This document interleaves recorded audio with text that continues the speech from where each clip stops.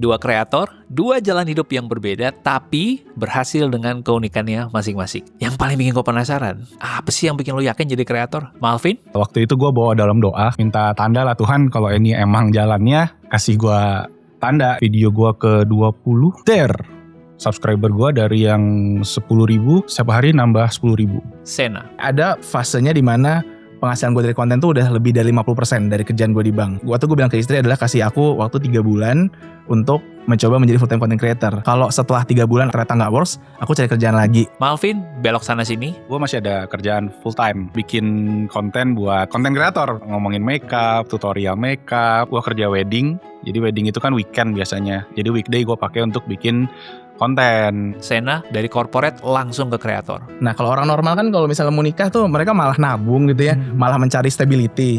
Nah gue tuh malah resign untuk all out konten gitu. Malvin, milih bikin brand baru. Sena, brandnya ya namanya sendiri. Sekarang tim berapa orang? Sekarang ada Selusin. Lu kan belum punya tim. Kalau gue mungkin treatmentnya agak beda sih kok. Sena Farid itu adalah akun yang cukup personal buat gue. Intinya karir nggak harus linear. Kalau lo mencari kebebasan waktu, kebebasan berkarya, dan mau grow income, episode ini cocok buat lo. Gua Ruby, host dari Underdog Story Podcast. I hope you enjoyed it.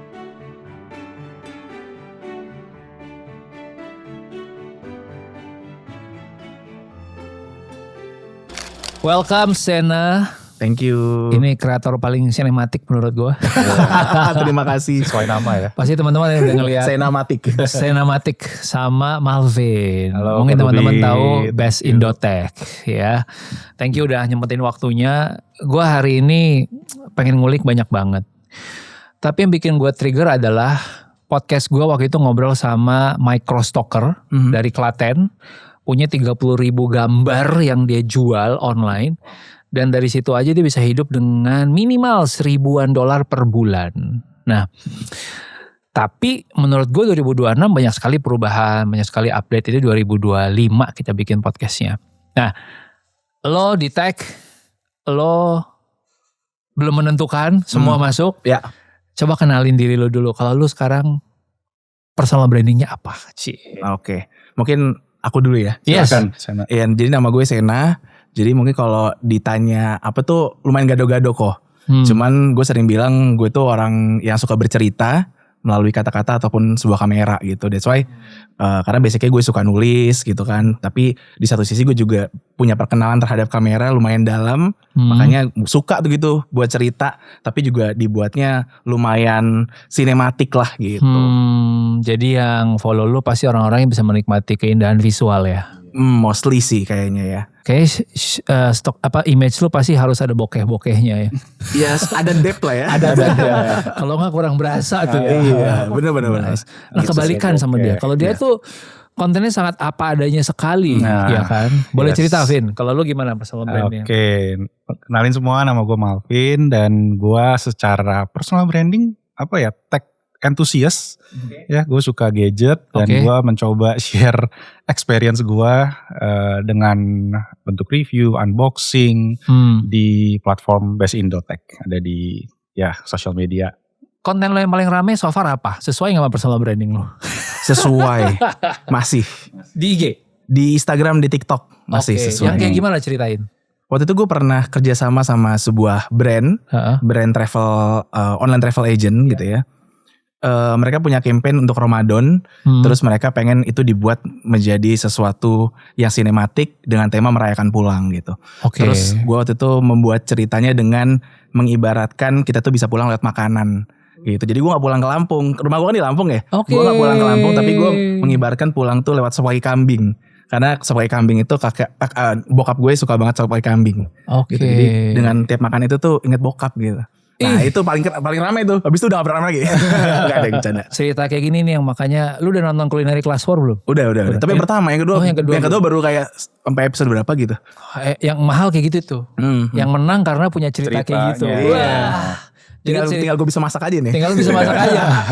Tapi maksud gue orang ngelihatnya kayak sederhana, kayak cuma cerita makanan, cuma cerita travel, tapi bisa menyambungkan cerita itu kan dan nyampe ke hati itu nggak gampang ya. Gue tuh sering ngelihat konten lu dan gue ngerasa itu tuh lu kayak versi updatednya Edward Suhadi tuh. Which basically bener, karena dulu gue terinspirasi gara-gara konten yang telur ceplok, tau gak lo? Pas pandemi ya. Pas pandemi, kontennya Ko Edward yang dia bilang bahwa kayak semua orang tuh rushing to the supermarket gitu kan. Padahal sebenarnya yang kita butuhin itu cuman nasi hangat, telur ceplok sama kecap gitu. Which itu enak banget, hidup. Itu aja udah enak banget gitu. Karena dari situ tuh. Karena dulu pas pandemi konteksnya orang berebutan ke supermarket belanja barang, ngeborong. Padahal lu cuma butuh nasi sama telur dan kecap. Bener. Itu idola gue banget memang. Nanti gue ketemuin sama itu. Udah pernah ketemu lu? Belum. Yes please. Tapi minimal tadi Yasa udah ketemu ya? Iya. Idola juga. Gue seneng nyambungin teman-teman gue. Thank you so much. Kalau Malvin gimana? Konten yang paling rame sekarang apa? So far. Apa ya? Lu udah dari kapan ya? 10 tahun ada ya? Tahun ini 10 tahun. Tahun ini 10 tahun. Yes. Okay. Jadi mulainya 2016 dan kalau ditanya konten paling rame apa ya? Mostly ngebahasin Xiaomi kali ya. Karena gue mulainya memang salah satu gadget yang gue sering bahas itu Xiaomi. Dulu kan banyak banget kalau kita ngomong smart home tadi gimana bisa hidupin lampu ngomong pakai Oke gitu voice comment. Iya. Dan terakhir mungkin yang seru ya itu sih. Lebih sempet kayak ke tokonya Xiaomi terus kita explore semua produknya. Dan sekarang kan udah banyak gitu. Kali ya gadget-gadget kayak gitu sih yang unik-unik yang jadi highlight kalau di konten gua. Oke. Alasan gua tanya adalah kalau konten kreator yang gua tahu rata-rata itu enggak dari awal gua mau jadi konten kreator. Biasanya udah punya kerjaan samping dulu, and then pelan-pelan switching, entah bagaimana akhirnya jatuhlah ke dunia ini ya, dunia kelam ini ya, dengan segala seru dan pahitnya. Yes. Apakah konten rame tadi itu yang jadi konfirmasi? Oke, gue kayaknya bisa bertahan di sini. Atau sebenarnya konfirmasi itu udah datang lebih awal? Oke, share dulu deh. Nah, kalau gue itu waktu gue start 2016, gue inget tuh pertengahan tahun lah. Waktu itu lebaran kebetulan. Jadi gue bikin rekomendasi gadget buat lebaran. Dan pada dapat THR dan segala macamnya. Tapi waktu itu posisinya emang gue masih ada kerjaan full time. Masih ngantor. Terus gue mulai sebulan sekali waktu itu. Plannya bikin konten. Jadi bulan Juli sekali, bulan Agustus sekali. Bulan Oktober gue akhirnya resign. Wow. Resign kebetulan karena memang kontrak gue habis. Sekaligus gue juga udah capek kerjaannya. Waktu itu full time di? Production house gitu. Jadi waktu itu ceritanya bikin konten buat konten kreator posisinya. Oh, beauty creator. Beauty creator waktu itu. Jadi kayak ngomongin makeup, tutorial makeup. Yang mana ya itu yang akhirnya in a way or another gue apply juga ke konten gue. Karena sebenarnya gitu. Intinya adalah shooting produk. Yes, produk betul sekali. Jadi gue ngeliat ke oh iya bisa ya diginiin ya. Oke. Dan waktu itu akhirnya ketika gue quit yang full time, gue ada freelance juga masih. Jadi freelance gue itu gue kerja wedding. Jadi wedding itu kan weekend biasanya. Jadi weekday gue pakai untuk bikin konten. Nah akhirnya sambil berjalan. Gue jalan sekitar 6 bulan. Waktu itu mungkin baru sekitar 15-20 video. Gue beruntung. Waktu itu gue bawa dalam doa kebetulan. Dan waktu itu Chinese New Year 2017. Di situ gue kayak minta tanda lah Tuhan kalau ini emang jalannya ya kasih gue tanda gitu. Kalau ini oke 1 juta view lah tuh. Langsung dikasih kontan. Iya. Jadi gue doa, gue sebutin lah nih, gue kerjain ini nih Basindo-Tech nih. Jadi waktu itu gue udah mulai Januari gue kerjain kayak seminggu sekali gue komit. Gue harus bikin, tiap Jumat gue upload. Jadi Senin gue mikirin idenya, Selasa gue syuting, Selasa Rabu syuting, Kamis gue edit, Jumat gue upload. Jadi kayak gitu selama dari Desember, Januari, nah pas Februari Chinese New Year, video gue ke 20 kayaknya. Subscriber gue dari yang 10.000 setiap hari nambah 10.000. Wow. 10.000. Sebuah mimpi. Nah, iya kayak nggak ngerti gimana ceritanya. Tiba-tiba by Maret udah 100.000 subscribers gitu dan ya apalagi yang tanda yang diminta kalau bukan ini gitu kan istilahnya. Jadi ya disitulah mulai Basing.tech secara permanen ya kita bisa bilang kalau udah kayak gitu. Wow. Ada spiritualnya ya. Ada spiritualnya. Lu jadi agak pressure gak sih? Agak-agak. Gue harus spiritual juga nih. Gimana nih? Gak apa-apa versinya lu aja. Apa adanya lu Sena. Iya kalau aku mah lebih versi humanis ya. Versi realistis. Ketika gitu. dia proof istri gitu udah. Itu salah satunya benar. Karena kan dulu basicnya kerja di bank kok. Oke. Jadi awalnya kerja di bank 6 tahun. Startingnya SMT gitu di bank. Jadi 6 tahun tuh udah lumayan oke lah karirnya gitu. Karena saya manusia yang cukup realistis. Jadi waktu gue kerja di bank itu kayak ada fasenya di mana penghasilan gue dari konten tuh udah lebih dari 50% dari kerjaan gue di bank. Nah tapi gue merasa stuck. Kenapa? Karena memang limitasi waktu gue tuh cuma segitu gitu kok. Sehingga kayaknya kalau gue memang mau mencoba benar-benar ya gue harus resign dari kantor untuk all out konten gitu. Dan another thing adalah waktu itu sekitar bulan Agustus gue tuh ada rencana nikah di Desember 2024. Jadi gue punya sekitar 3 bulan. Nah kalau orang normal kan kalau misalnya mau nikah tuh mereka malah nabung gitu ya. Malah mencari stability. Nah gue tuh malah resign. Kenapa resign? Karena gue menganggap yaudah kasih gue bilang ke istri adalah kasih aku waktu 3 bulan untuk mencoba menjadi full time content creator. Kalau setelah 3 bulan alias pas abis kita nikah ternyata gak works, aku cari kerjaan lagi gitu. Jadi sebenarnya 3 bulan itu adalah time bound yang gue pasang sendiri gitu kok. Oke. Gue suka karena banyak orang yang akhirnya terlena dengan indah-indahnya orang ngejual konten kreator ini, jadi kayak ya udah gue cabut aja langsung gitu, tanpa ngambil keputusan yang agak ngejejek gitu. Harus realistis kali ya. Bener, gue cerita sedikit versinya gue ya. Gue dulu kerja kantoran 5 tahun sebagai sales, jualannya alat berat, jadi kayak gue jual ekskavator, bulldozer, crane gitu. And then sambil gue kerja pulang kantor gue belajar fotografi, jam 5 tank cabut, jam 7 belajar foto di Central Park. Gue lakuin itu selama 2 tahun bertransisi sampai gue ngumpulin portfolio. Sabtu Minggu gue foto gratis buat beberapa klien gitu ya, yang penting gue punya portfolio. Gue cabut ketika gue punya tabungan biaya hidup setahun. Tapi biaya hidup ya, bukan penghasilan ya. Karena di kepala gue sedikit spiritual gitu. Kayak Tuhan gue baik deh. Gak mungkin setahun gue gak kasih project gitu kan. Iya. Wah pressure nih gue ada spiritual. Tapi maksud gue gini. Maksud gue adalah gue bertanggung jawab ke diri gue sendiri. Minimal. Yang orang gak ngelihat kan gini. Kerja kreatif itu susahnya adalah. Kalau lu butuh banget untuk hidup dari situ. Ketika klien datang dan nego. Lu akan gak punya kekuatan tawar. Karena lu butuh banget. Kalau enggak gue besok gak makan. Tapi kalau minimal gue punya setahun biaya hidup. Kalau klien datang dan nego gue masih bisa bilang. Ya 5% lah pak. Jangan diskon lebih dari itu. Take it or leave it.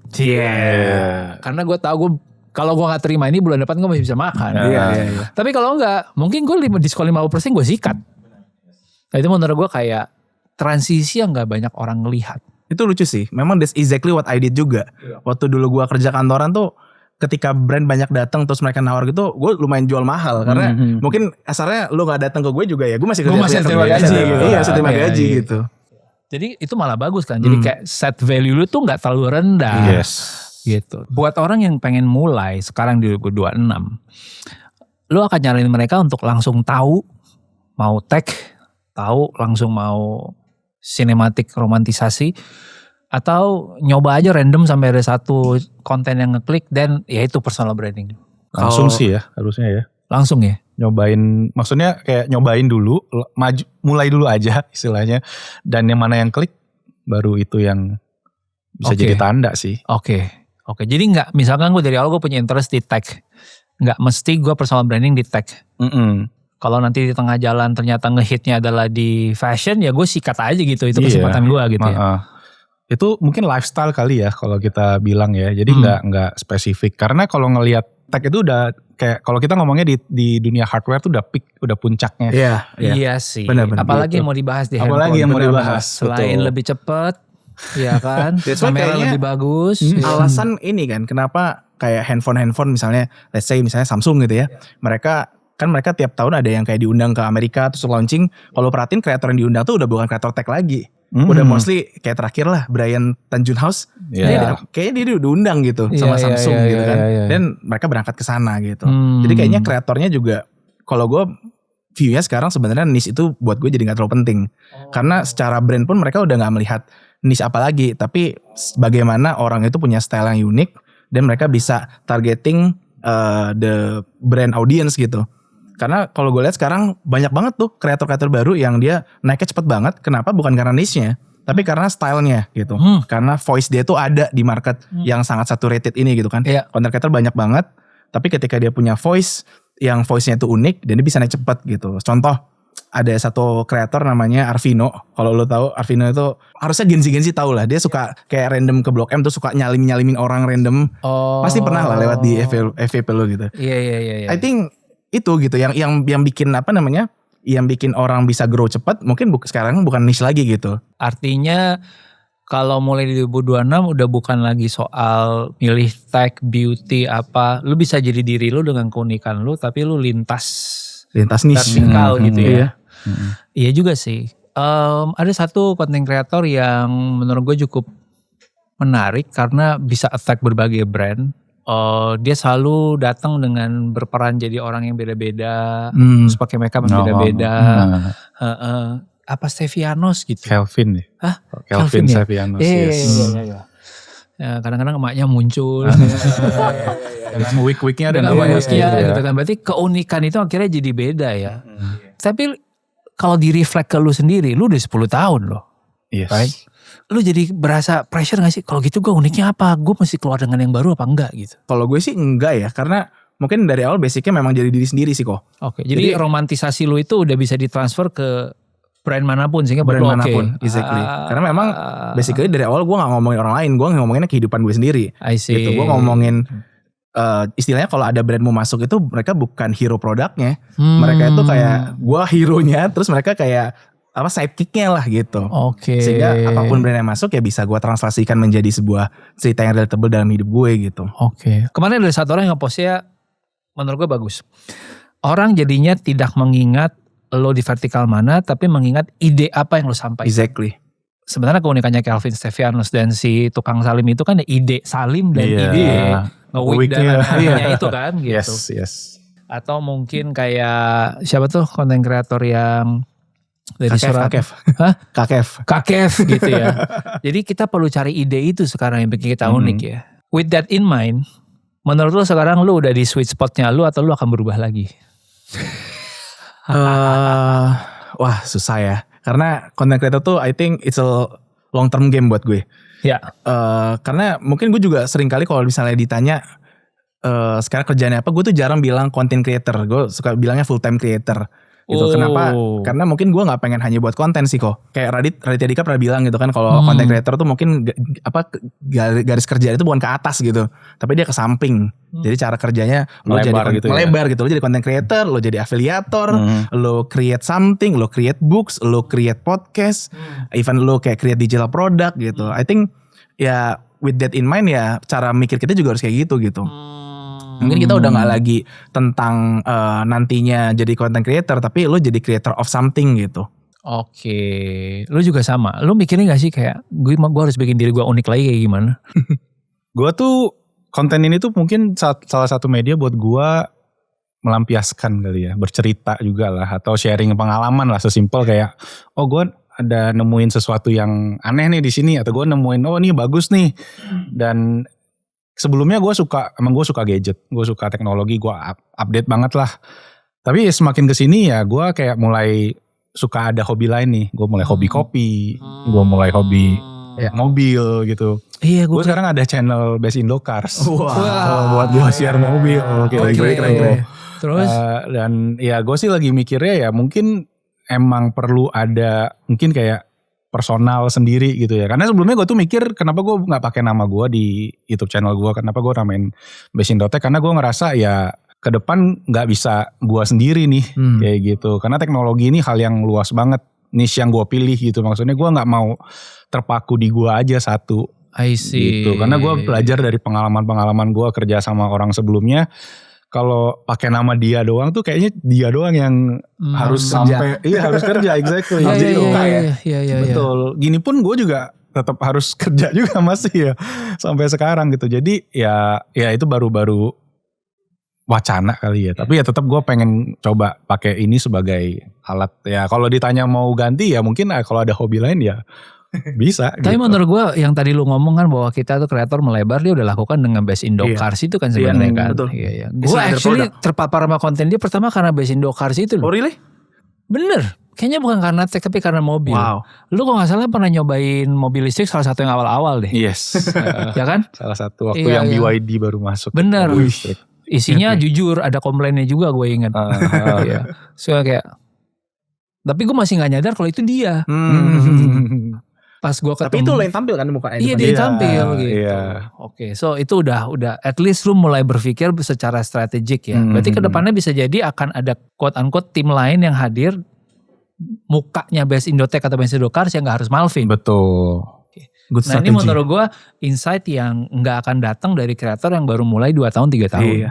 Karena dia udah 10 tahun, dia udah ngerasain capeknya bro 10 tahun dari sini. Buat apa lagi gue? Buat apa lagi gue? Yes. Dari jomblo sekarang udah nikah? Udah punya anak 2. Udah punya anak 2 tuh kan.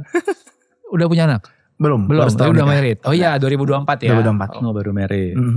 Gue tuh pengen ngebuka ini dengan full spektrum tadi, bahwa lu harus mau beradaptasi, menyesuaikan segala macem. Beberapa pertanyaan lagi langsung cepat aja ya sebelum gue mau move ke yang berikutnya gitu. Lu udah mulai Best Indo Car, apakah harus jadi yang paling banyak jumlah followers untuk dapetin klien? So far dari experience sih enggak. Ya, jadi di Best Indo Car lu baru mulai? 1 tahun kemarin lah. Udah ada serius, klien? Udah ada. Tapi memang enggak kayak tech lah kali ya yang lebih established ya. Karena industri otomotif, industrinya berbeda. Jadi cara mainnya juga ternyata agak berbeda. Gitu. Jadi enggak otomotif tuh lebih tradisional kayaknya. In a sense ya. Karena dia industri yang lebih matang, lebih dewasa lah dibanding tech. Jadi ya ada, tapi memang itu pun ya bertahap juga. Enggak langsung ke brand, atau kalau kita ngomong ke mobil lah. Itu sistemnya mungkin memang kita yang mesti approach, kita yang mesti minjem gitu. Dimana kalau tech itu memang sekarang banyak banget yang kayak tiap hari email nawarin mau ini enggak, mau itu enggak, misalnya kayak gitu. Kalau ada yang hari ini mau mulai personal branding dari nol, lo akan saranin apa ke mereka? Top 3 lessons ya lo? Yang pertama, kalau dari gue udah pasti jadi diri sendiri. Karena ketika lo jadi diri sendiri, bahannya gak pernah habis gitu. Lo bahas hal-hal dekat sama lo gitu. Kayak lo mulai dari hal dekat sama kita tuh banyak banget gitu. Ketika kita mau mendengarkan, karena kan gue percaya orang yang bisa bercerita tuh adalah orang yang peka, baik, terus thorough dalam mendengar gitu. Either lo mendengar cerita orang, mendengar cerita orang patah hati, mendengar suara hujan di KRL, lo mendengar kolom komentar lo dari Instagram gitu. Atau lo mendengar diri sendiri sih gitu, kayak lo lagi punya perasaan apa, lo bahagia karena apa, lo takutnya apa, yang lo lagi ambisnya apa gitu. Dan bahannya gak pernah habis. Karena ketika bahannya gak pernah habis, dan lo selalu bisa buat konten. Ketika lo bisa buat konten, dan pelan-pelan tuh value dan personal branding lo akan terbentuk. Itu yang pertama. Terus yang kedua mungkin mencari hal yang orang lain tuh selama ini gak pernah lihat dari lo. Contoh, misalnya, jadi gue tuh selama kerja kantoran tuh, mungkin orang kalau melihat konten gue di sosmed sama gue aslinya tuh gak akan pernah percaya kok. Karena gue aslinya tuh cekikikan banget, cewawakan lah, orangnya kayak ngaco lah gitu ngomongnya gitu. Tapi ketika di Instagram mereka melihatnya ini orang sangat well mannered gitu ya, kalem gitu. Tapi banyak yang bilang gitu kayak, lu mah faking di Instagramnya gitu. Tapi gue selalu bilang bahwa itu bukan fake, it's another side of me yang gue putuskan untuk tunjukkan gitu.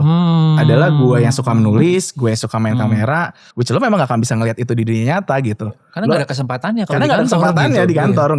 In what case gue bisa ngomong tiba-tiba kayak melankolis, puitis di tengah meeting gitu. Meeting kan gak mungkin kan gitu. Jadi mungkin itu gitu, kayak cari hal yang memang dari diri lo tuh selama ini gak pernah kelihatan dari orang, tapi itu sebenarnya something yang bisa lo present dengan cara berbeda gitu. Oh that's very good tips 2 itu. Jadi gue sempat bikin namanya DCX, Discover, Create, Multiply, or 10X impact lah, bukan soal revenue tapi impact.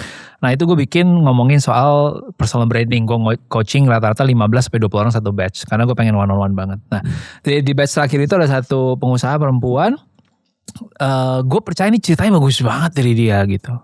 Tapi itu sisi dia yang mungkin dia gak ngerasa pede untuk keluarin. Terus gue bilang, gini deh latihan simpel sama gue. Lu duduk sama gue rekam. Ceritanya lagi podcast sama gue. Gue cuma akan tanya lu 2 pertanyaan. That's it. Gue masih ada rekamannya tuh. Gue rekam, dari 2 pertanyaan keluar. Uniknya dia adalah setiap kali dia ngejawab, itu ada 1 kalimat yang nge-quotes-nya pakai bahasa Mandarin. Gue gak pernah selama ini, ya kan, ngobrol sama orang, gue kan mukanya doang ya, casingnya doang ya. Tapi kalau ngomong Mandarin gue gak ngerti, Ben. Sama roaming juga gitu kan. Ya. Tapi dia bisa ngejelasin dengan gitu articulate, dengan wah ini berangkat dari dulu zamannya kerajaan ini tuh begini. Wah, terus gue bilang, kenapa lu gak pernah pakai itu? Oh bisa ya kok, ini ada yang mau nonton. Gue bilang, cobain, percaya sama gue. Dia mulai ngonten, you know what, konten pertama dia yang meledak itu ngomongin Kerasakti. Wow.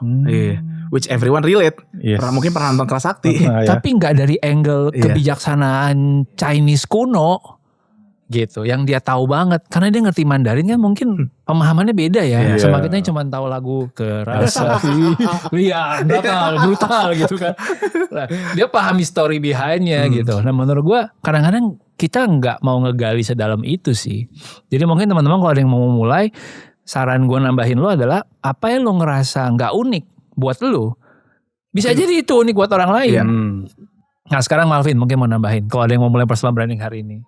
Kalau di tech itu sekarang udah mainstream sih ya. Orang-orang ujung-ujungnya ngomonginnya spek, ngomongin baterainya lebih gede, charging, dan ada macam-macam tes yang bisa lo lakukan. Exactly gitu. Dan itu udah banyak kreator tech itu ya harus punya signature masing-masing itu. Ada yang justru nggak sama sekali menyentuh angka. Dia cuma cerita aja, gue pakai. Ya secara experience yang gua nggak suka tuh ini nih, kalau foto kadang ada delay sedikit nih, kayak gitu-gitu. Itu namanya kita harus pakai based on pengalaman doang kayak gitu. Dan itu yang bikin perbedaan dibanding kayak oke, ini RAM-nya 16 giga.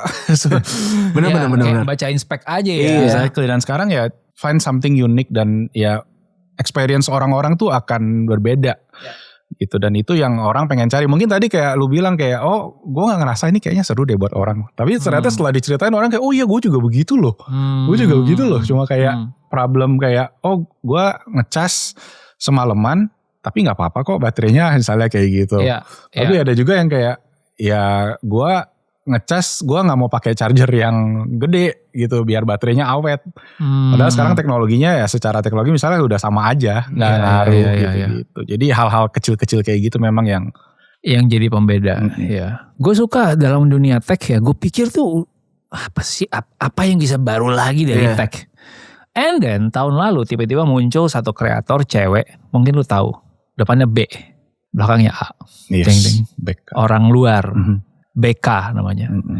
BK Versace. Dia punya satu series. Tagline dia adalah Take Tech Outside. Jadi semua tech yang dia bahas itu tidak ada yang di dalam ruangan dia bahas. Selalu dia bawa keluar. Kamera nih gue pakai beneran di luar. Handphone nih keseharian gue videoin gue bagaimana. Jadi tagline Taking Tech Outside itu jadi beda banget. Karena selama ini mungkin orang mereview dalam konteks studio light di atas meja, tadi unboxing gitu kan. Benar. Itu menurut gue kayak, kok bisa ya? Cuman bawa tech keluar ruangan, dia bisa meromantisasi kayak lu udah jadi segitu bedanya gitu. Which is the style. Which is the style. Abis itu menurut gue turun satu level lagi adalah dia ke level segmen. Dia bikin satu segmen yang unik banget. Dan akhirnya kayak ditiru banyak orang ya kayaknya ya. Gue gak tahu dia yang pertama apa enggak, tapi gue pertama terpapar dari dia. Jadi setiap kali ada handphone baru, dia ngambil 1000 foto. Yes. I take 1000 photos with. Yes. Wow. Ya. Abis itu jadi judul dia yang paling gue tunggu-tunggu. Setiap kali keluar gadget baru, gue tahu kalau dia gak akan ngebahas spek, dia akan bawa ini, foto 1000, terus 1000 fotonya dilihat bedanya apa, bagusnya apa. Wow. Karena buat gue juga kalau gue beli handphone, yang paling matters buat gue kameranya dulu. Bener. Jadi menurut gue, gitu, bener juga. Now that you mention it. Jadi buat teman-teman yang mau mulai, mau gak mau kayaknya karena persaingannya lebih sulit, karena udah rame, lu harus mau ngulik dari sisi itu ya. Kalau gak lu akan tenggelam. Ya gak sih? Kayak yang lu suka aja, lu suka kamera lu kulik tuh kok. Iya. Sekarang gue mau ngebahas yang mungkin nggak banyak orang bahas ya. Wah ini nih gak enak nih. Apa nih? Oke, ini gue cerita dulu deh, ini versi gue ya. Kalau tadi mungkin kita ngebahas perjalanan, gue mau ngebahas versi growth-nya. Versi growth-nya adalah di sisi kapan lu ngerasa lu harus punya tim, lu harus ngubah strategi. Kan lu hari ini datang dengan tim nih, ya kan? Dari pengalaman lu gimana? Kapan kita perlu tim? Iya. Di saat tangan kita udah gak kuat lagi. Iya. Real. Senin syuting tadi lu cerita, Selasa juga Rabu Kamis ngedit cuma tayang. Buset. Jadi ya itu sih secara kapasitas kalau nge-YouTube ya, dulu kan cuma ada video long kita bilang ya. Kalau sekarang ada shorts, TikTok, Reels segala macam. Tayangnya mesti multi-platform. Wah itu sekali tayang beberapa. Nah dulu kalau satu video YouTube 1 minggu buat gua itu ideal. Tapi kemudian mulai ada konten bertambah, kayak kita nggak cuma bahas tadi, kalau sebelumnya cuma bahas aksesoris, sekarang ada smartphone mesti dibahas juga. Berarti 1 minggu mungkin ada 2 kemungkinan kalau lagi rame misalnya. Disitulah mulai kalau gitu pas pertama udah pernah jalanin berapa bulan kan, bisalah kita unboxing biar cepet. Tetap aja ternyata itu butuh waktu dan butuh pikiran sih sebenarnya yang paling penting untuk konten ini. Mungkin awalnya unboxing oke lah, tapi buat kita lama-lama mungkin sebagai kreator tuh nggak puas kali ngeliatnya. Gue pengen bikin sesuatu yang lebih dari ini nih, tapi gue nggak mampu kalau sendiri. Nah disitulah gue akhirnya mulai cari shooter apa editor lah kita bisa bilang, sekaligus ya rangkap ya beberapa topi. Karena kita juga merangkap beberapa topi kan, jadi kreator kan, kita benar-benar end to end gitu istilahnya. Kita jadi admin balas email kita jadi finance jadi scriptwriter HR sendiri benar gitu. Jadi akhirnya pelan-pelan ya mulai bangun tim. Oke. Sekarang tim berapa orang? Sekarang ada selusin 12. Gede itu nggak termasuk lu? Termasuk gua di 12. Iya. Tapi tetap sih. Gede itu. Kebayang sih. Ini baru tanggal 26 habis bayar gaji ya. Bulan depan bingung nih. Bayar gaji ya, berasa. Bulan depan udah bulan puasa, siap-siap THR. Aduh. Oke. Dia. Wow. Lu kan belum punya tim. Betul. Lu tahu kapan lu akan punya tim? Atau lu ngerasa enggak gue ngerjain semua sendiri? Kalau gue mungkin treatmentnya agak beda sih kok.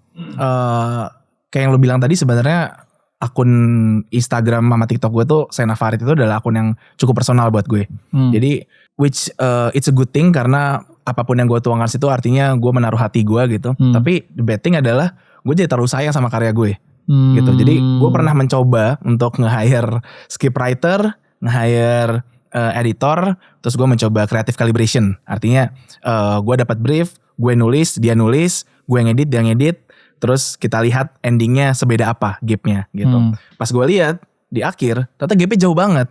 Which ternyata itu it takes me more time than I expected gitu untuk bisa train dia lagi untuk at my standard gitu. Nah itu tuh kenapa bisa terjadi, karena mungkin gue terlalu sayang sama apa yang gue buat gitu. Sehingga apa yang gue lakukan sekarang sebenarnya gue membuat mainan baru gitu. Artinya kayaknya si Sena Farid ini, kalaupun yang gue bisa delegate, mungkin delegate-nya lebih ke editing. Cuman gue sampai saat ini gue merasa scriptwriting kayaknya gak akan bisa gue delegate. Karena scriptwriting itu mungkin nyawa gue itu ada di sana gitu. Nah jadi mainan baru gue adalah, gue tuh sekarang lagi buat kayak something like local media. Namanya Locals in Jakarta. Di Locals in Jakarta ini kayak, ya kalau lo pernah biasa ngeliat JKT Go gitu. Nah gue buat something yang very, treatmentnya mirip kayak gue. Jadi ada sinematiknya, ada story-nya. Cuma ngangkat POV-nya adalah dari orang-orang lokal di Jakarta. Jadi gue nge-highlight misalnya kayak a local friend told me bahwa di sini ada bakmi ayam terenak gitu. Jadi perspektifnya adalah gue mengangkat lokalitinya gitu. Jadi nggak perlu yang menulis skrip. Betul. Nggak perlu yang muncul dan shoot. Betul. Jadi yang di mainan baru gue ini, gue berempat gitu kan. Jadi berempat ini kita punya tugas masing-masing. Sehingga pada akhirnya kalau gue mau eksperimen something ya, gue eksperimennya di sini aja gitu. Untuk nge-hire tim, which sekarang juga memang udah dilakukan gitu. Gue udah punya hire satu orang lagi untuk bantuin buat konten gitu. Lebih ke sana sih kalau gue. Gue merasa beruntung banget gue memilih kalian berdua hari ini karena dua-duanya punya approach yang berbeda untuk masalah yang sama. Menurut gue sangat bagus karena itu yang gue cari, bahwa semua orang akhirnya harus menemukan caranya masing-masing yang sesuai dengan konteksnya mereka gitu. Nah gue ngerasa bagian dari growth ini satu yang gue juga alami adalah ketika gue harus mengakui platformnya bertambah dan gue harus menentukan gue harus ikutan apa enggak di platform ini. Wow. Yeah. Contoh misalkan di YouTube nih ya. Gue tuh sebenarnya di YouTube juga hokinya kayak dia tuh. Di video ke-20 sekian tiba-tiba boom. Langsung ngegerek semua tuh ya. Dalam seminggu 100.000 nambah. Wow. Gue bingung ya, persis kan sehari 10.000 gitu. Karena satu video yang tiba-tiba 3 juta view. Oke. Terus mulai dong eksperimen. Salah satu eksperimen gue adalah masuk ke monetization nih. Membership. Tebak nih, dari 500.000 orang subscribers yang bersedia jadi member dengan materi yang gue kasih jauh lebih deep, berapa yang masuk? 0,05%. Pakai angka 1.000. 1.000, oke. Ya kurang lebih 1.000 dari 500.000? dari 500.000 ya 1.000 berapa tuh? Kita kunci ya jawabannya ya. Iya. Gak usah phone a friend lah ya. 200. Wow. Mind blown. Gue bukan lagi komplain. Buat gue itu sebuah eksperimen yang bagus untuk melihat gimana perilaku subscribers Indo yang masih mungkin kita perlu ajarin gitu. 200 itu dengan perilaku yang unik. Karena gue bilang kan setiap bulan gue akan masukin 2 konten ya. Nah, berapa kok harganya? 2 konten, misalkan 50.000 lah. 50.000. Ya. Nah, kita belum bicara potongan YouTube ya, tapi nanti 50.000 ini tidak sepenuhnya masuk ke kantong saya semua. But anyway, 200 orang gue bilang gue akan upload misalkan 2 konten baru setiap bulan yang benar-benar deep level gitu ya. Yang terjadi adalah mereka masuk di bulan keempat, pas kontennya udah banyak. Iya. Terus dia masuk sebulan, dia tonton semua, dia keluar quit lagi. Iya. Oke. Nanti 4 bulan lagi baru dia masuk lagi pas kontennya udah rame. Itu gue tuh. Nah, Itu persis ya gue kan? tuh. Iya. Nah maksud gue jadi gak bisa nyalahin karena ya memang kita masih baru di level itu. Sementara kalau di luar negeri, gue sampai ngelihat orang, dia udah pakai kartu kredit, gesek setiap bulan pasti bayar segitu. Mau lu upload nggak upload, gue pengen support. Yes, Wow. Nah akhirnya gue belajar, kayak nggak bisa gue ngandelin satu platform doang. Nah gue minta perspektif kalian ya. Gue nambah lah, gue bikin website sendiri. Tujuannya satu, gue punya cara untuk bisa reach out ke mereka langsung. Karena gue nggak pernah tahu tiba-tiba YouTube akan tutup kapan, Instagram tutup kapan, TikTok tutup kapan. Kalau tiba-tiba boom, perang semua gue tutup. nggak punya kontaknya semua, bye gitu kan, gitu. Diblokir atau kayak Cina menguasai dunia, semua diblokir. Pusing ya. Jadi gue mulai bikin website, mulai dari nol lah. Gue beli hosting, gue beli domain, gue bikin website sendiri, sesimpel buat ngumpulin listing dulu gitu. Gue ingat banget waktu itu gue mulai dari yang murah-murah lah ya, 30, 40, 50 ribu sebulan, hostinger kalau gak salah namanya waktu itu. Terus pembelajarannya adalah ternyata orang tuh mau di switch ke sana. Oke. Jadi 200 orang yang subscribe itu, ketika gue pindahin ke website gue, mau mereka pindah. Gue kasih penjelasan. Nah ini masuk potongan YouTube-nya 35-40% kan. Daripada gue capek-capek ngasih ke YouTube, gue bisa pakai buat ngebangun platform gue sendiri. Terus kelebihannya gue bisa bikin konten lebih baik lagi buat kalian gitu. Pitch gue waktu itu. Nah kalau kalian dalam konteks platform, gimana lo beradaptasi? Apakah lo jadinya yaudah sesimpel, ya gue distribusi ke semua platform aja lah, atau lo ada treatment yang berbeda? Kalau gua di Base Indotech, kita memang kita coba ngikut dalam hal, ada tren video short sekarang vertikal. Kita kan mulai dari long video nih. Waktu pertama kali Instagram ngeluarin Reels, waktu itu kayaknya gak tau TikTok udah ada belum, kayak mungkin udah ada juga. TikTok itu kita agak telat sih, cuma memang challenge-nya adalah ketika kita dari base kita dari Instagram, ketika kita pindah ke platform lain TikTok, itu audiensnya kayak beda. Benar banget. Gitu. Jadi kita akhirnya aim-nya adalah gimana kita bisa menjangkau audiens baru. Oke. Gitu. Jadi maksudnya lu bikin konten yang berbeda dari produk yang sama? Untuk TikTok beda, untuk ini beda? Kita coba ngakalin dengan mungkin hooknya kita bikin yang agak berbeda. Kayak gitu. Kalau di TikTok mungkin kalau bahasa anak Gen Z sekarang tuh dar gitu ya. Pokoknya yang intens kayak gitu. Kalau di Instagram tuh kita lebih kalem, lebih chill, lebih educating, lebih sharing gitu. Kalau di YouTube Shorts kita lebih ke pakai itu sebagai extension dari konten longnya. Karena bisa direct traffic. Betul, bisa direct ke sana. Kalau sebelumnya nggak bisa, itu kita ya cuma kayak mirroring aja. Tapi sekarang udah bisa, dia lebih kayak terhubung ya. Kayaknya sinkron. Kalau videonya rame biasa ya ada saling ngebantu dari shortsnya juga. Gitu. Oh, lu gimana, Sena? Lu kan mulai dari TikTok tuh. Ya mungkin karena konteksnya juga beda ya. Kalau Malvin kan udah gede gitu audiensnya. Sementara audiens gue kayaknya di TikTok baru berapa 120.000, and then kayak di Instagram baru 70.000. I think it's quite small lah gitu dibandingkan yang kreator-kreator yang udah grow sekarang gitu. Jadi in my context sebenarnya yang gue lakukan lebih ke Pareto rule sih kok. Jadi artinya yang gue fokuskan ada 20% yang memang punya hasilnya 80% gitu. Jadi gue mencoba fokus ke hal-hal yang memang kayaknya paling menghasilkan ya ada di sana, dan gue kejar ke sana gitu. Karena fun fact-nya sampai saat ini kayaknya 95% penghasilan gue datangnya dari endorsement gitu. Dan yang gue lakukan adalah ya gue fokus ke situ dulu gitu. Gue fokus ke yang memang gedenya ada di sana, ya gue fokusnya ke sana gitu. Jangan ketika gue ada platform baru terus gue mencoba adapt, tapi yang yang memang piring gue ada di sana tapi malah kelupaan gitu. Jadi gue mencoba menggunakan hal yang sampai sana. Tapi ini konteksnya memang karena gue masih sendiri. Tapi ketika misalnya nanti gue memutuskan untuk grow my team, then pasti perspektifnya beda juga gitu. Minimal. Gimana? Kalau gue teringat juga tadi soal Sena bilang income-nya kan mostly dari satu piring nih. Sedangkan kalau di YouTube kan kita sekarang ada affiliate, kita ada kita bisa kayak link nyambung segala macam. Nah itu gue jadi teringat kayak beberapa kali tuh audiens gue tuh suka nyariin. Kayaknya kemarin habis lihat video ini deh. Di mana ya? Tapi karena platformnya kan banyak. Nah itu mungkin salah satu problem yang gue lagi coba atasin dengan ya gue lagi mau bikin kayak website juga sih untuk kita bisa distribute dari tadi misalnya konten yang kita udah upload, database-nya kita taruh di situ tuh. Jadi orang bisa search.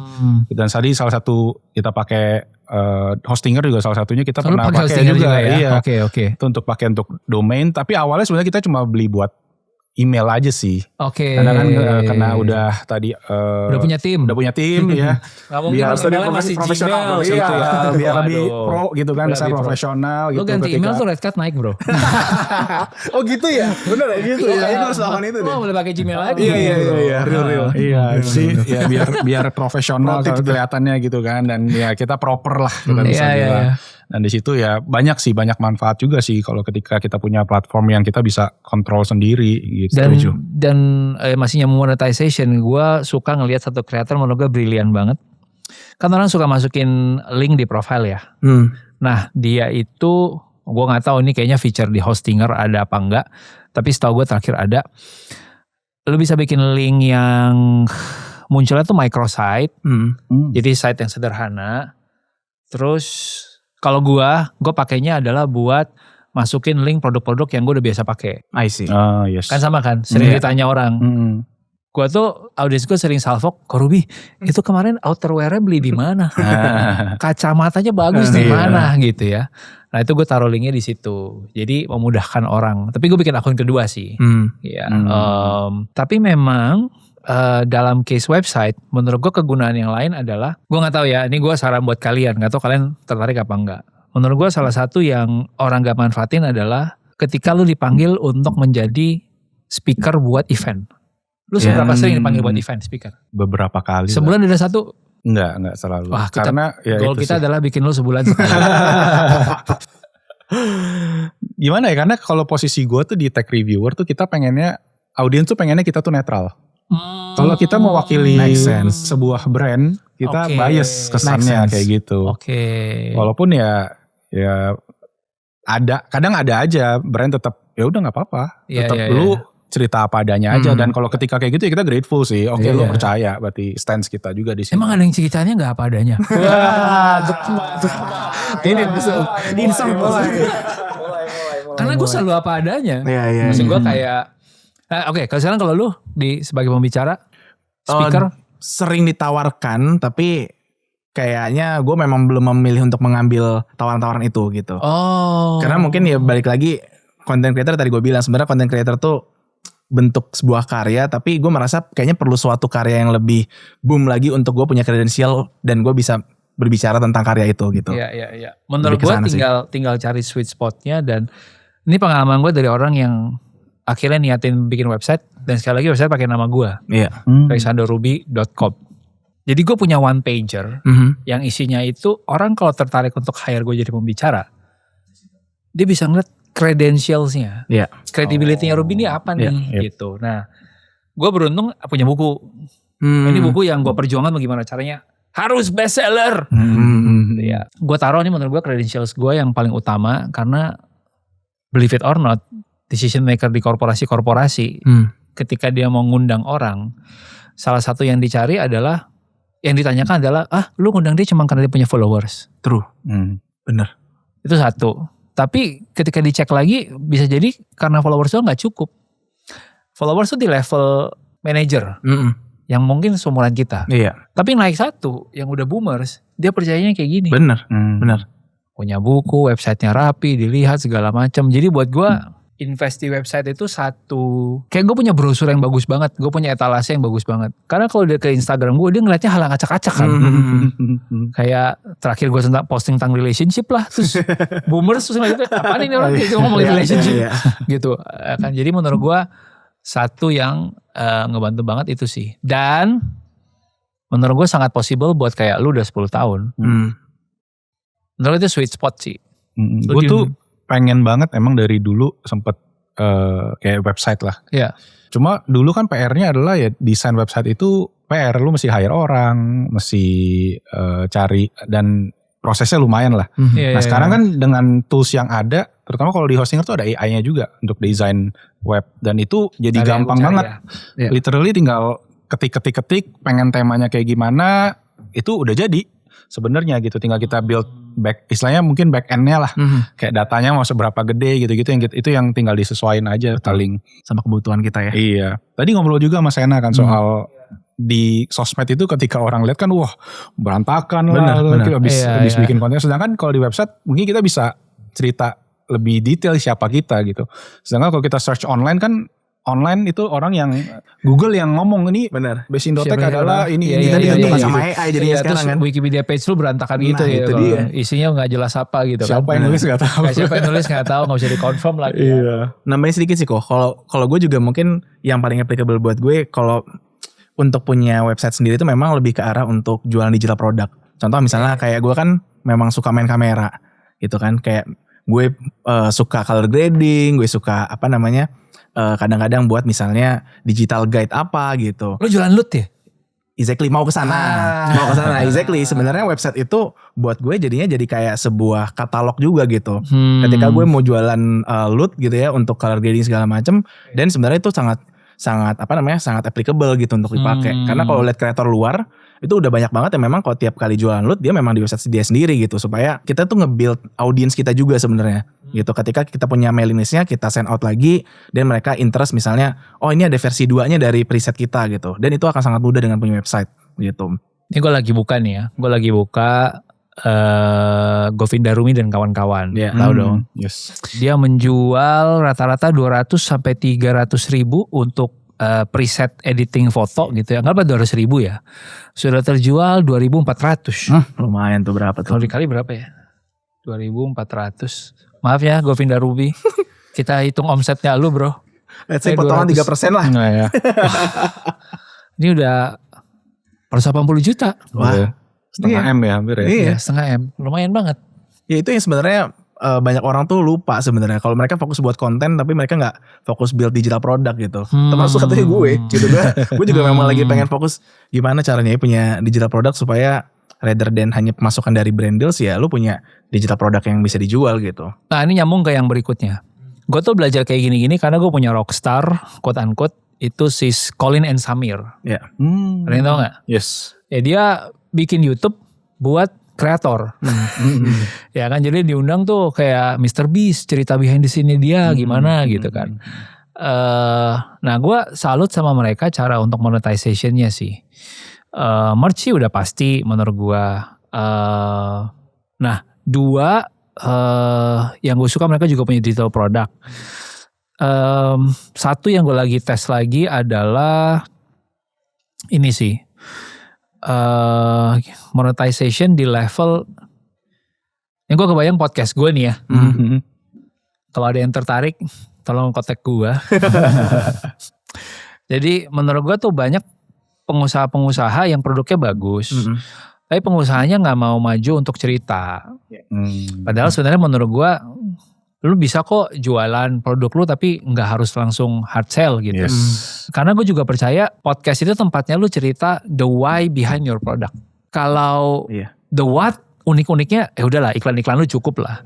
Tapi kan kenapa lu bikin itu? Gue udah tes ini beberapa teman-teman gue yang gue undang bukan untuk jualan gitu. Tapi untuk gue cerita misalkan gue pakai suplemen ini apa namanya protein puro. Nah gue undang, gue ngobrol dan ternyata dia cerita alasan kenapa dia bikin puro itu karena salah satunya dia ngalamin momen bokapnya itu kena cancer waktu usia 50-an.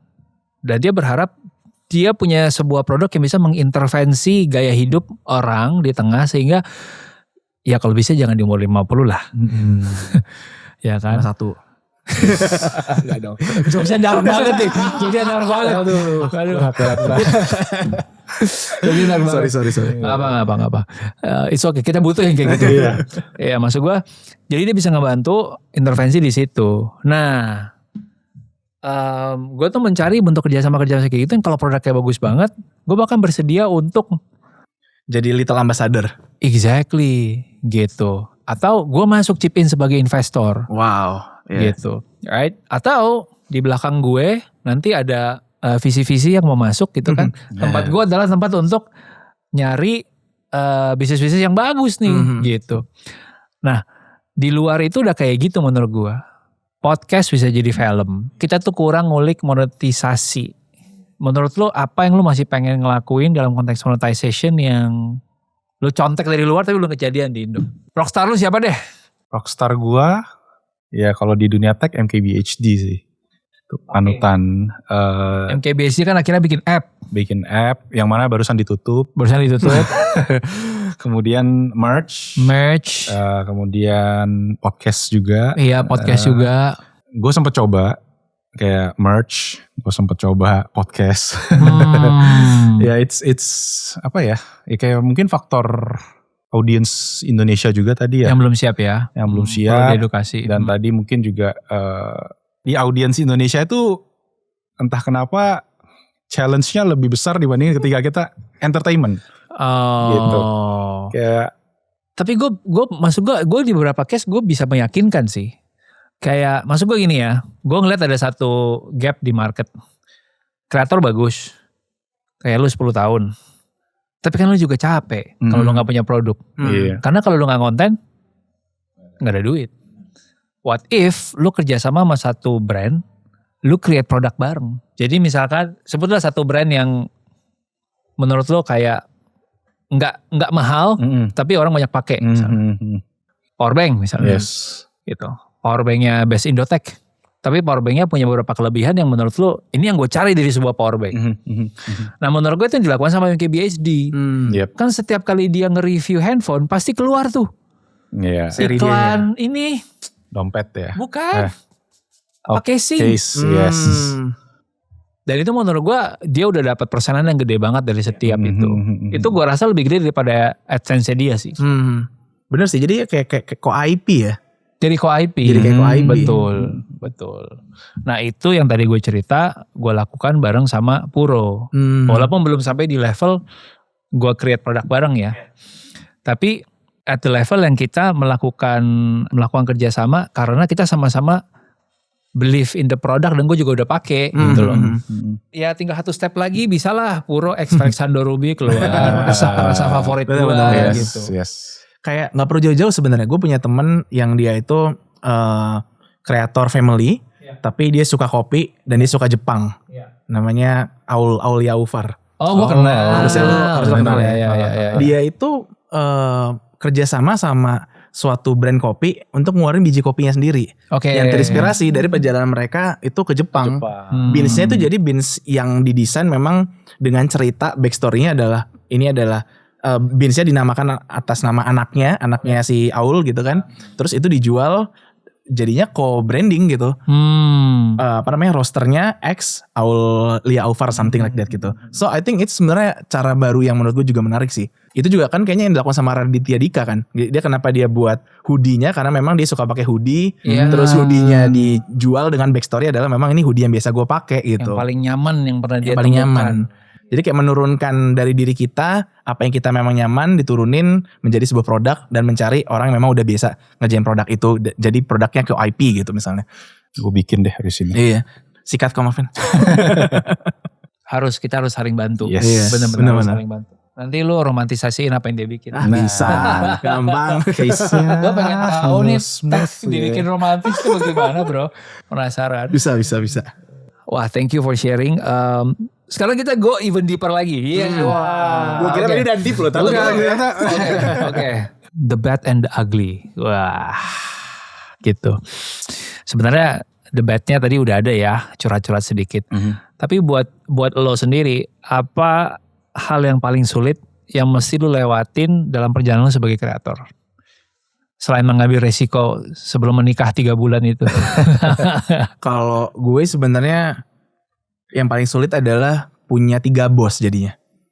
Jadi kalau dulu gue jadi orang kantoran kan bosnya ya let's say bos 1 line manager gitu kan. Ya maksimal 2 lah sama manager one remove-nya gitu. Tapi ketika gue jadi content creator tuh sebenarnya bosnya ada 3. 1 audience. Jadi audience nih yang menilai dari sisi likes, comment, share, save gitu ya. Terus seberapa relevan konten itu. Terus yang kedua adalah algoritma. Itu bos kedua gue. Which paling gak bisa kita kontrol. Kayak meskipun ada loh beberapa konten kita yang misalnya likes-nya bagus, share-nya bagus segala macam, tapi ternyata algoritma tidak memutuskan itu untuk diedarkan ke orang lain gitu. Itu bisa banget terjadi gitu. Dan yang ketiga, bos yang paling konsisten ada di gue tuh adalah diri gue sendiri gitu. Jadi ternyata gue menemukan bahwa ketika gue jadi content creator, gue jadi lebih sering self-judging kok. Jadi kayak gue lebih sering kayak mendoubting myself gitu. Ini gue tuh pasti bisa bertahan gak ya tahun depan ini konten gitu. Ini tuh konten cukup bagus gak ya untuk diterima sama audiens gue gitu. Jadi urutannya gitu tuh, bosnya audiens, algoritma, terus bos terakhirnya adalah diri sendiri gitu. Ini perfeksionis kita tuh bisa di level mana gitu. Wow, berarti kalau kerja sama klien nambah 1 lagi bos ya. Jadi exactly 4 tuh kalau klien. Bener banget. Jadi ya itu ya mungkin itu proses pendewasaan kreator juga gitu. Mungkin at some point gue juga akan lebih loose sama konten gue, jadi gue bisa lebih take it easy gitu. Tapi emang challenge di situ sih. Gara-gara itu juga gak sih banyak kreator sekarang yang bikin akun kedua yang buat ngasal-asalan gitu? Iya, benar. Bisa jadi. Capek men. Benar. Karena biasanya isi keduanya adalah hal-hal yang memang dia suka. Iya. Will Ghost Beruk kartu Pokemon. Benar. Ya kan? Iya. Si Kevin Anggara juga bikin. Iya. Hobinya Kevin isinya sama, Beruk kartu Pokemon. Pokemon semua isinya. Benar. Jadi orang kreator juga ya mungkin karena ada tuntutan ya sebagai quote unquote sosok yang dilihat. Jadi kayak kadang-kadang pengen ya udah seliar-liarnya gue gak usah mikirin likes dan komen dan apa gitu. Pengen sih gue bisa kayak gitu. Pengen ya. Berarti bentar lagi keluar Sena Faris ngeberuak. Nah. Lu gak main kartu Pokemon susah tuh kalau bisa ada brand tap in tuh. Sama lu buat Happy Pino. Bisa. Wah, oke. Menarik. Gue suka banget. Kita sebenarnya punya 3 bos atau bahkan 4 bos pada saat punya klien. Itu bagian paling sulit. Kalau buat lu gimana? Kalau buat gue mungkin sisi sebaliknya kok. Nge-build a team. Building team behind you itu yang paling challenging sih buat gue. Dari sebelumnya yang kita semua sendiri ya, semua ya decision making kita sendiri. Ada elemen baru nih dari masuk di workflow. Sekarang dari 1 masih 1 kepala oke. 2 ya masih ke handle. Udah mulai 5, 6, 10 udah masuk 2 digit. Itu hal yang terberat sih. Untuk kita bisa gimana sih biar kita satu visi semua tim ya untuk bisa maju bareng, untuk bisa kayak bikin konten yang emang value-nya dari base Indotech pertama kayak gitu. Dan ya intinya kerja susah sih ya. Benar. Iya, benar. Just choose your heart lah. Pilih aja gitu. Tapi gue ngerti dalam konteks yang building team itu gua rasa perlu diangkat karena banyak orang yang tidak melihat bahwa role content creator itu pada akhirnya lo akan sampai di satu titik di mana lo harus memutuskan lu mau tetap sendiri atau lu mau punya tim.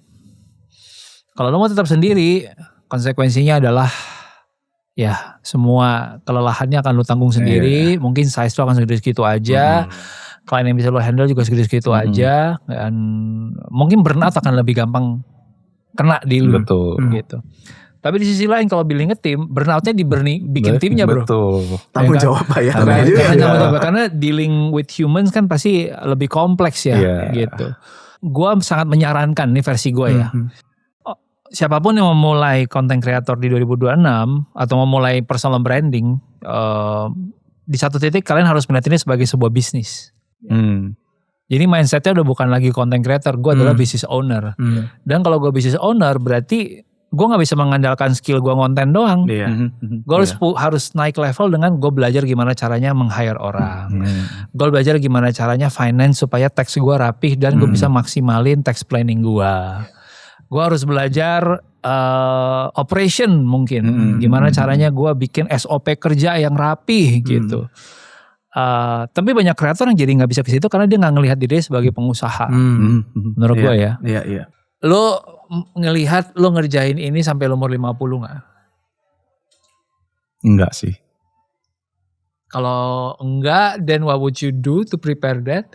Kalau iya, kenapa? Ya gue ngerasa dunia konten ini dunia yang terus berkembang ya. Dan mereka butuh wajah kali ya. Butuh sosok untuk itu bisa. Dan gue pengen Best Indotech ini tuh jadi platform, jadi sebuah wadah untuk teman-teman yang emang passionate di dunia tech gitu dan punya keinginan lah untuk bisa ngonten jadi platform gitu untuk mereka bisa sharing.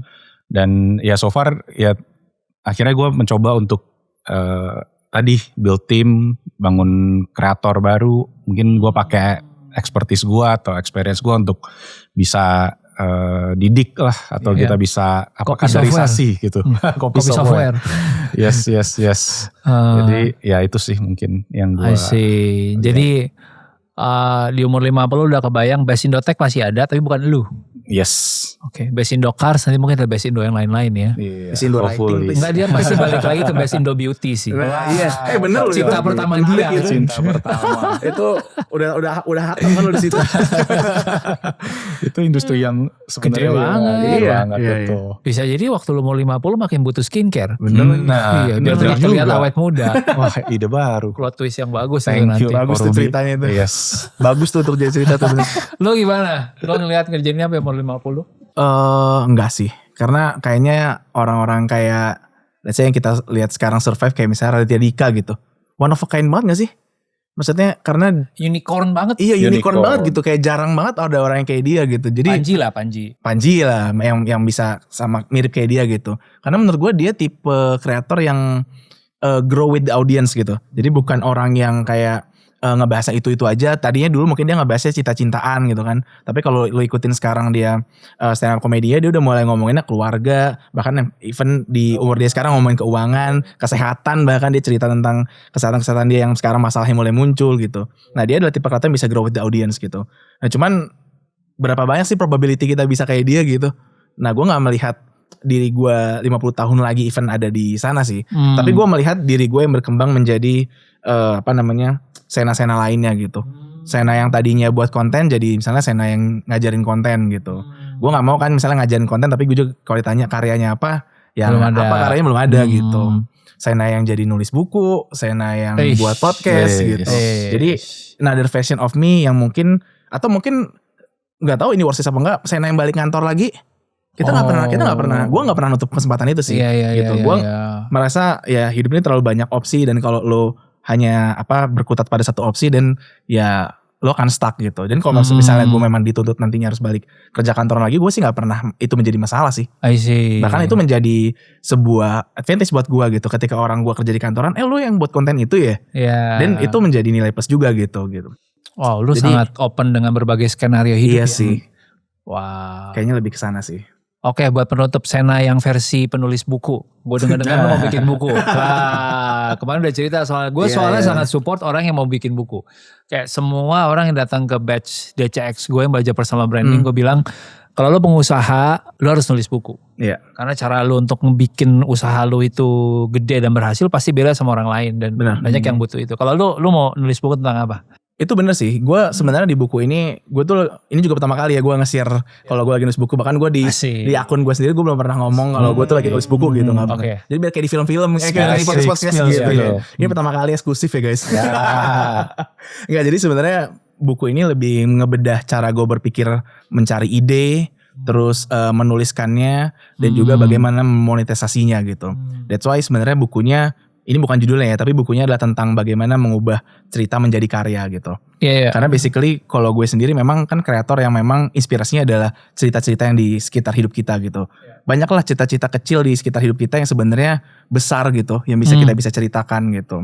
Tinggal bagaimana lo cara menangkap idenya, bagaimana lo mengolahnya, bagaimana lo menyusun itu menjadi sebuah cerita yang menarik, dan bagaimana lo menjualnya gitu. Nah, actually gue nulis buku itu untuk menjadi panduan itu gitu. Sebenarnya panduan ini pun premisnya adalah panduan yang memang dibuat oleh orang yang sebelumnya gak punya pengalaman apapun.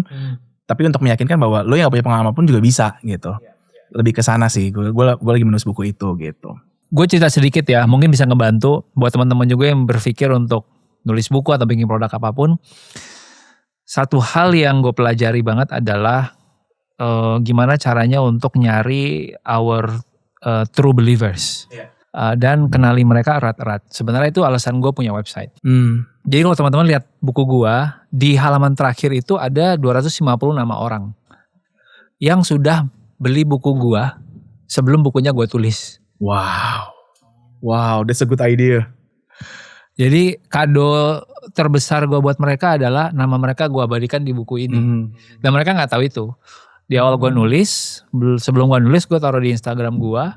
Teman-teman kalau ada yang mau support, ini ya Google Formnya untuk daftar. Jadi di Google Form itu gue udah ceritain, ya lu supportnya segini, lu akan dapat buku, dapat apa. Tapi jadinya baru 6 bulan dari sekarang ya. Dan mereka berani take that risk bareng sama gue. Iya. Nah, makanya gue sangat appreciate nama-nama yang ada di sini gitu. Dan mungkin gue bisa saranin lo hal yang sama. Karena sekaligus itu jadi pecutnya kita bro. Iya. Karena udah janji 6 bulan harus keluar. Gak boleh gak keluar. Gue yang panik. Apapun yang terjadi harus keluar gitu kan. Udah PO. Kadang-kadang kita butuh kayak gitu. Iya. Menurut gue gitu sih. Menarik. Tapi emang kayaknya kan arahnya ke sana sih. Iya. Zaman sekarang maksudnya kayak oke, lo bisa jual di e-commerce gitu kan. Tapi at some point lo harus build loyalty sama audience lo gitu. Dengan cara apa ya? Dengan cara lo punya data diri mereka untuk lo communicate lebih lanjut gitu. Karena gue merasakan sendiri gitu dengan menggunakan platform yang ada sekarang, kayaknya masih ada limitasi-limitasi karena gue nggak tahu sebenarnya mereka siapa gitu. Iya. Nah nanti gue akan kenalin lo sama teman gue. Karena tadi mention Hostinger. Gue kayaknya punya kontaknya. Gue sempat ngobrol. Nanti lu bikinin website lah. Kan dia bisa pakai AI tadi kan ya. Iya. Kita lihat hasilnya gimana. Tapi gue harus tahu judul buku lu dulu ya. Oh boleh. Tunggu ya Sena ya. Siap ditunggu. Judul bukunya. Lu 2002. Kalau lu apa? 2026. Kalau dia kan mau jadi penulis. Wah. Mau pensiun. Wah itu cerita semua orang bro. Enggak lah. Cuma kalau 2026 gue pengen tadi ya punya create. Mungkin Besindo yang baru lagi. Something else. Or tadi sebenarnya opsi gue tuh gue pengen punya channel tadi kayak mungkin dibilang ya Will Goes Brewok tadi ya punya channel personal yang gue bisa berkarya apapun gitu karena sekarang posisinya kayak Besindo Tech atau Besindo Cars itu udah punya niche sendiri atau punya jenis konten sendiri yang kita nggak bisa tiba-tiba otak-atik kayak gitu. Jadi ya hopefully kesampean sih. Kesampean ya. Oke, sip. Gua mendoakan yang terbaik buat lo semua. Amin, terima kasih. Thank you. Karena gue ngerasa gak banyak content creator yang bisa berjalan sejauh ini kayak dia 10 tahun. Buat gue itu satu contoh yang baik dan bisa grow. Bukan cuma personally tapi juga timnya. Sena juga berkembang secara horizontal seperti kayak katanya Raditya Dika. Nanti ada versi-versi Sena yang lain-lainnya gitu ya. gue open banget kalau kalian suatu hari pengen tektokan, karena dunia kreator kadang-kadang susah untuk curhat ya. Iya lagi. Ya anything lah kita bisa bahas. Gue thank you banget udah datang ke sini, dan semoga episode ini bisa jadi apa ya kalau bahasa lu kayak biar romantis dikit. Wah susah nih kalau ditembak ini.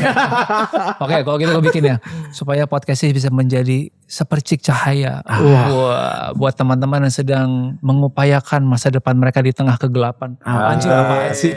Ya bantu. Gue gak bisa, gue emang gue emang buitis bro. Podcastnya jadi bantu manusia yang orang yang lagi ada di persimpangan lah. Oke, itu kita pakai ya. Ini taruh di opening. Pressure. Taruh di opening. Thank you. Thank you. Thank you so much. Thank you. Terima kasih banyak.